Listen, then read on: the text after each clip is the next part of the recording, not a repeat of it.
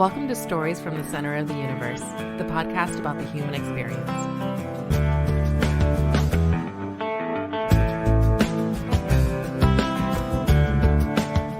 Rusty Stone, welcome to Stories from the Center of the Universe. Really appreciate you joining us today.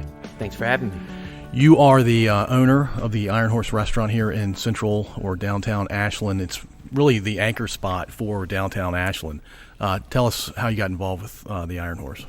I started working at the Iron Horse in 2008 as a grill cook. Spent a couple of years doing that. I came to work for the second owner of the Iron Horse, who had bought the restaurant from the original owner in 2007.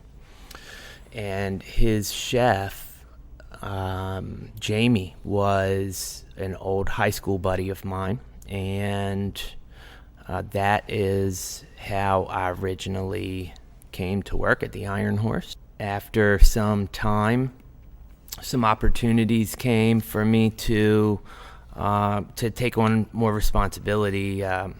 Sous chef, then executive chef. Did that for some time. Probably around, 2013, just approximately. Went from the chef to the GM/chef, and that was kind of my first experience with full restaurant management. And after some more time goes by, I got integrated with the bookkeeping and was able to purchase the restaurant in October of 2019. Is this a lifelong dream of yours, or is this something that just kind of happened and you enjoyed the restaurant business so much you said, hey, let me be an owner of a restaurant? Yeah, so I grew up in the greenhouse business, growing plants, and it was a company my grandfather started. My dad started running the business that was in the Glen Allen area, which is where we grew up. Graduated from high school and was doing some landscaping, and was actually doing landscaping with the same guy that was the chef for the Iron Horse when I went to work for the Iron Horse, and we had been friends for some time. But my first experience in a restaurant was because of the landscaping industry being kind of a 9 month of the year busy season, if you will. We had plenty of free time in the winter, and we would go and pitch in and help cook at various restaurants. Yeah. So really wasn't until I was 21 when I went to work for a restaurant with a higher quality food and some kitchen guys that were really incredibly sharp and good at what they did. That is really when I started to develop more of a passion for the restaurant business, and really specifically cooking. It was years later before I had any interest in managing an entire restaurant or working in the front of the house. That probably was more born from, I would say, in this business, to advance your career, especially from a financial standpoint, you really need to either work for establishments with incredibly high volume, or take on as much responsibility as you can handle, or be the owner. The Iron Horse was by far and above my first choice. It was the place that, the stars kind of aligned for me to be able to purchase the Iron Horse. So what brought you to Ashland in the first place was a job as a cook. What kept you here, and what about Ashland said, hey, I want to be a restaurant owner here in town? Yeah, so the restaurant, specifically the Iron Horse, it's kind of like a home for me. But once I got to work in the front and become more, on personal levels with people in the community, that was definitely one of the attractions, to staying in Ashland. My grandfather, who started the greenhouse many years ago, he was actually living in Ashland. He lived in Ashland my whole life, and so I was familiar with Ashland.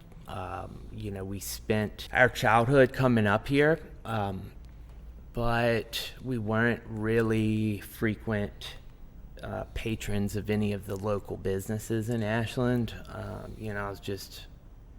I knew what Ashland was, The small community and the quaintness of it, the people here, the Iron Horse, the other business owners that I've gotten to know, it's a great town. It really is.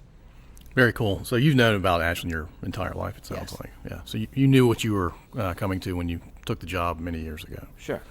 So I have a feeling I know the answer at a high level to this question. So the next question is biggest challenge in business. You bought a restaurant, 5 or 6 months before a worldwide pandemic started?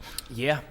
That was I guess that's probably the biggest challenge. Running restaurants is, you get used to challenges from personnel, staffing challenges to challenges with the product. It's not a paper company. The product always comes in different. It's something that you have to have eyes on at all times. It goes bad, you have to move it out in a certain amount of time.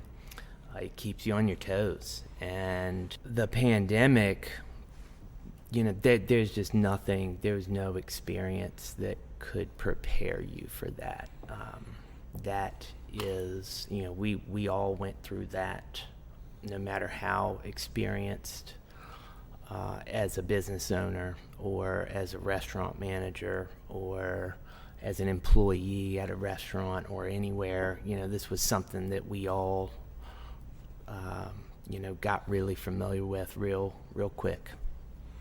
Yeah, and so what was it like the first few days, first few weeks of the pandemic, as you were being told that you couldn't be open, right, for a period of time? Yeah, so, I remember having conversations with my managers and, kind of telling them that, at first it wasn't something in my head that was going to be a big deal. We remembered things as kids and years ago going through, bird flus and swine flus and things that never really seemed to create that much havoc in our area. And so the day that I realized that this was going to turn my world upside down and the people around me was, I was watching a basketball game at home, and it was an NBA game. Mark Cuban was on the sidelines. The news feed came through on my phone that they were going to be canceling the rest of the season or suspending the rest of the season.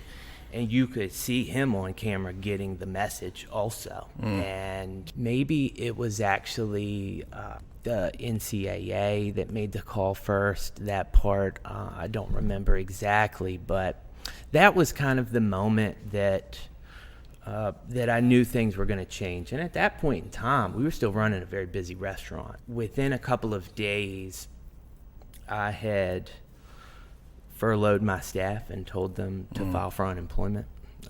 It's about 29 total people. Got used to showing up at the Iron Horse and being the only employee. Fortunately, there was a period of time when I was doing some off-site catering for a trucking company, and so it kept me busy. We went from having full capacity to being limited to 50 people, and at that point in time, everyone was so scared to come to a restaurant anyhow that we didn't have 50 people coming in the restaurant anyways. And then when they dropped it from 50 to 10, it was like, well, I can't even pay anyone to be here At anymore. 10 doesn't make sense for anybody, right? Right.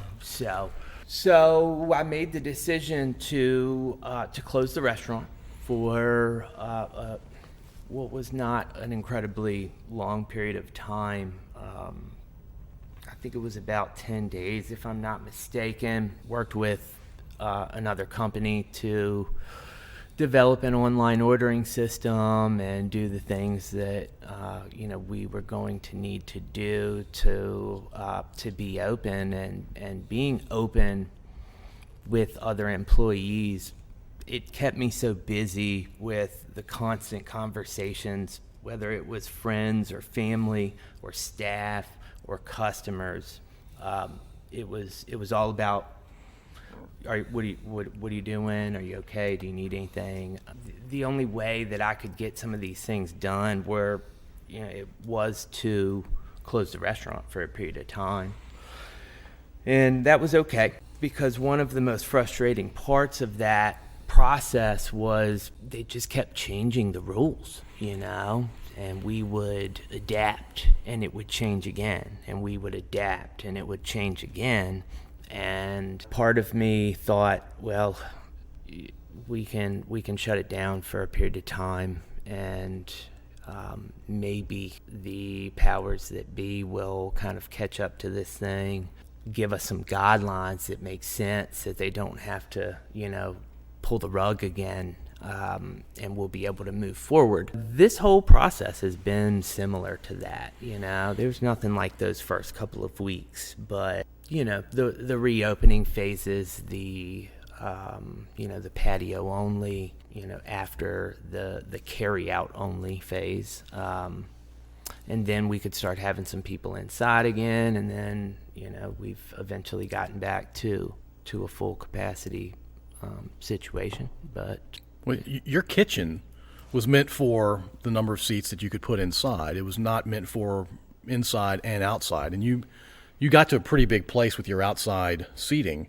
Yep. Can the kitchen support your new reality? That has been certainly something that we've adapted to. We've had a patio over the years, for sure. When we first went from carry out only to people can sit on the patio again, there were still the distancing requirements. With the road being open and the pedestrian traffic, if we were to use what was our original patio space with the distancing requirements, it really hardly would have made any sense for us to even bother. We probably would have been able to have 5 tables total. It's hard to drive enough business with 5 tables to really start adding staff back. So what we've been able to do with the town closing the road down in front of the restaurant and basically making the street the pedestrian lane, and it gave us access to the full width of the sidewalk. We were actually even using some of our neighbors' sidewalk, his storefront at Changing Rains. With the distancing requirements, we were actually able to have 12 to 13 tables at a time at first, and now with the loosening of the distancing, you're exactly right. Kind of back to your point, there's more seating, so then you go back to opening some inside and not having to be as distanced inside, adding bar stools back. We have had to make some changes to how we prep our food, how we write our menus. To run a restaurant with additional seating capacity definitely meant for us that we had to make some adjustments to our menu, and a lot of those adjustments we had already made for whether it was the to-go only phase. We made adjustments there, whether it was making things more travel ready, making things that, took less time to prepare, less people to prepare. Because we had already made some of those adjustments in the earlier stages of the pandemic, adding capacity wasn't really quite as bad. It was bringing the staff back that was more of the challenge at that point in time. So you hit menus. That's a sweet spot here.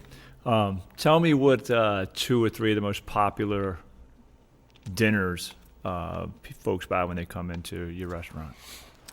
Well, we sell a good bit of steaks. The filet mignon was probably, of all of our entrees, the most popular. And we've had times when, the filet wasn't always an option, but we've always had at least 1 or 2 steak options, from ribeye and New York strip, the filet, and other options as well. But the filet has definitely been the most popular. The salmon entree is very popular. We also do a shrimp and scallops entree. That is incredibly popular. We'll change the sides and how it's done, sometimes for seasonal adjustments. But some of these items have just become so popular that it's hard to change them too much, because we'll get a little pushback on that. Yeah. Have you come back, do you think? You feel like you've come back from the pandemic? Yeah, I would say that we have. There's still this looming, sense of, there's little normalcy to it, constantly, not as constantly, but frequently, I should say, having conversations with other restaurateurs who are really struggling to find help. These people are working all hours of the day.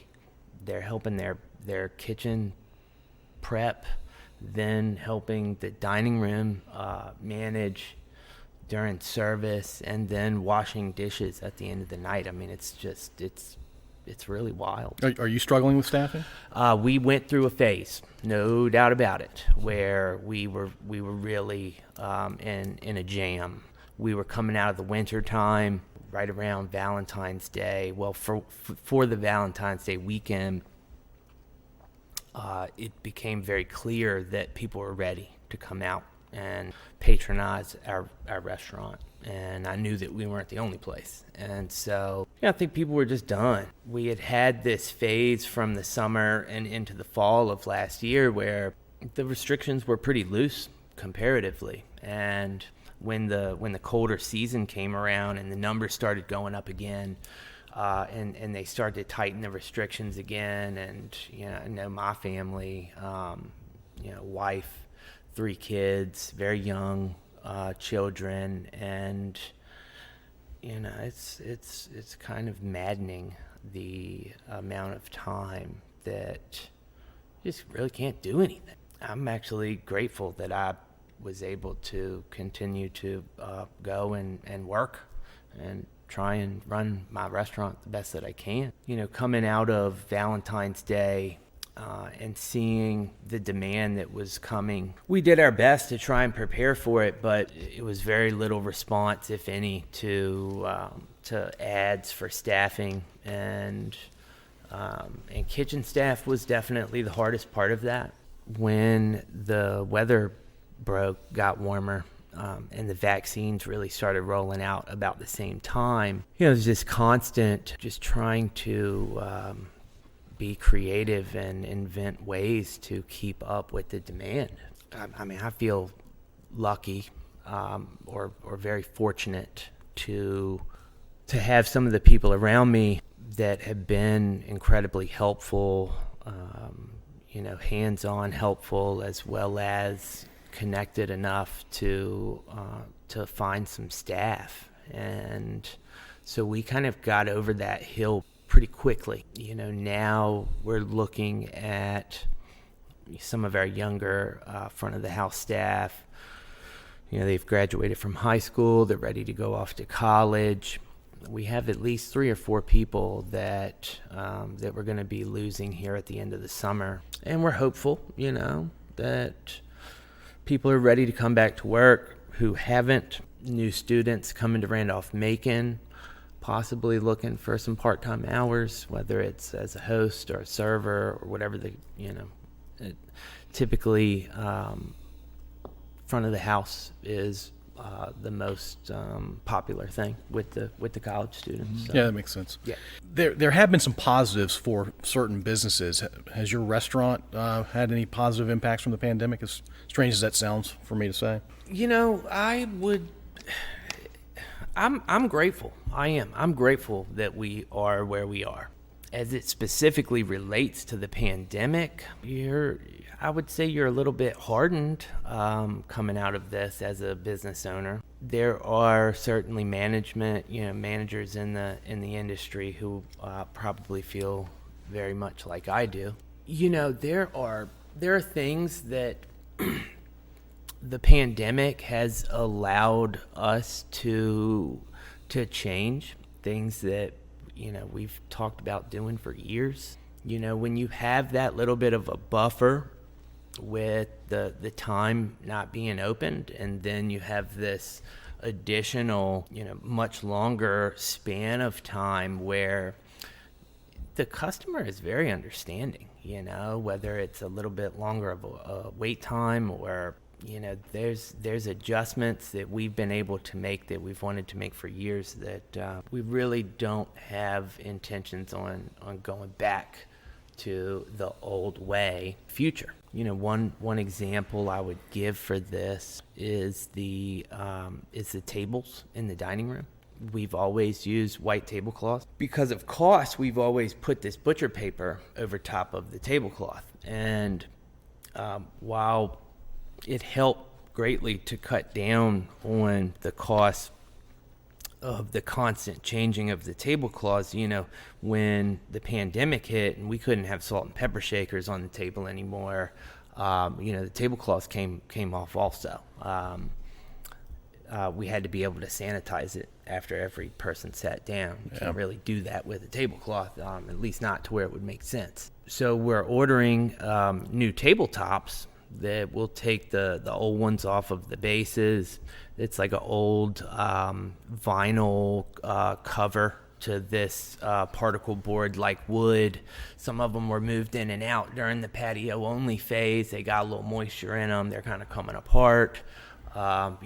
Yes, we could go back to putting the tablecloths over top of them, but it's an added cost and an added hassle that I've never really cared for, because the butcher paper just always kind of cheapened the experience a little bit, So we've taken a look at some different nice butcher block tabletops. You can sanitize these things. They're ready for any future pandemic if that were to be the case, and they just look great, So we've got a longer wait time on these things to come in, and the price of lumber has been a little bit up there, but that's just one thing that I would say it's kind of like it's a benefit coming out of this. It's just not something.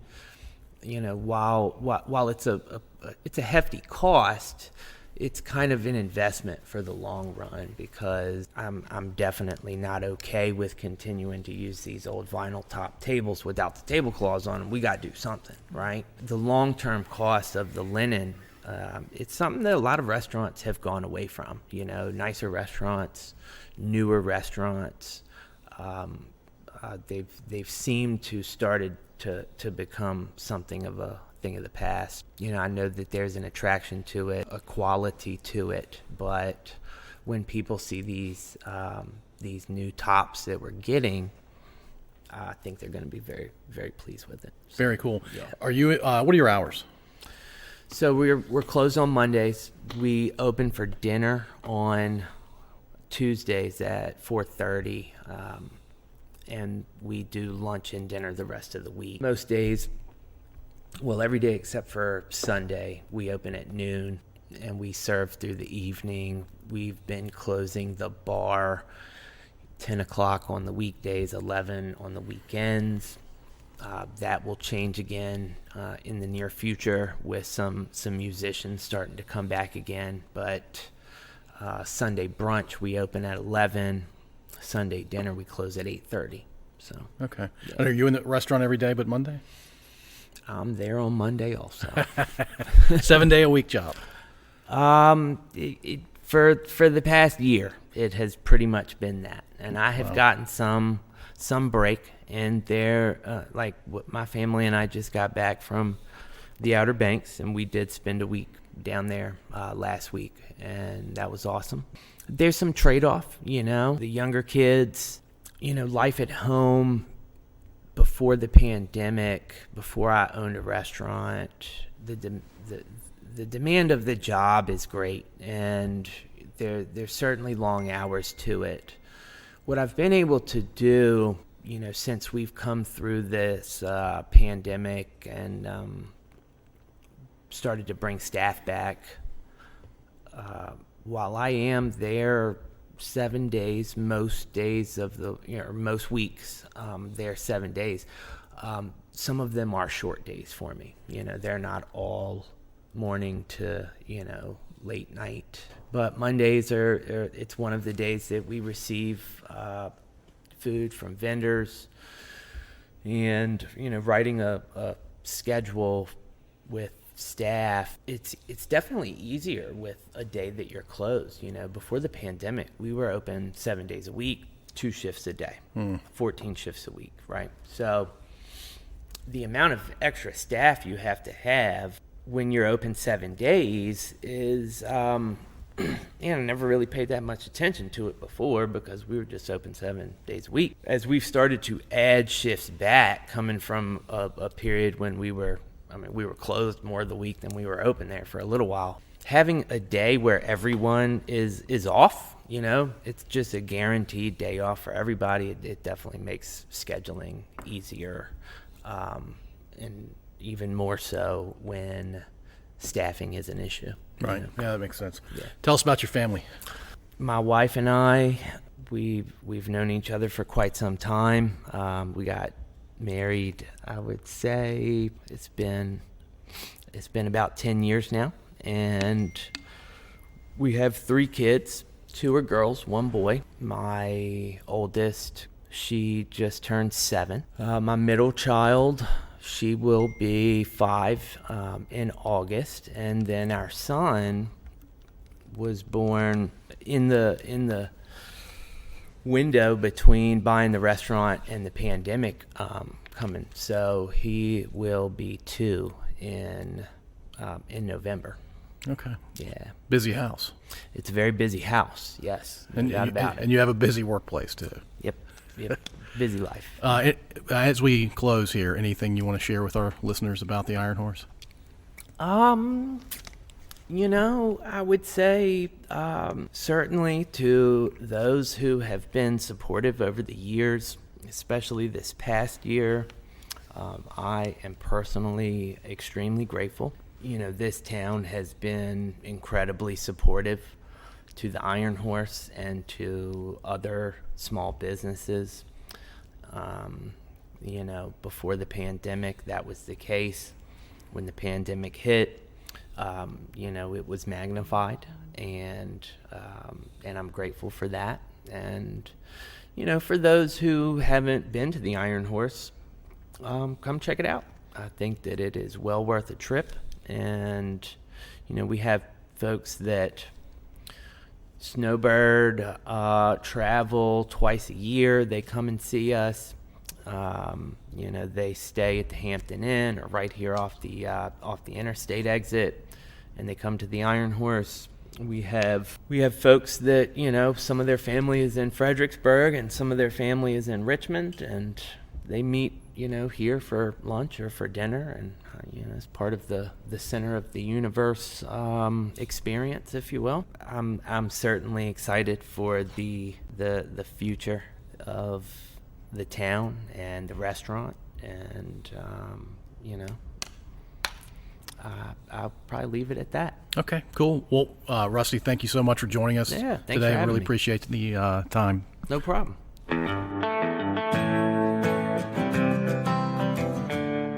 listening. If you enjoy this episode, please subscribe to wherever you listen to podcasts. We'd also really appreciate if you'd rate and review us. You can find us at scodupodcast.com.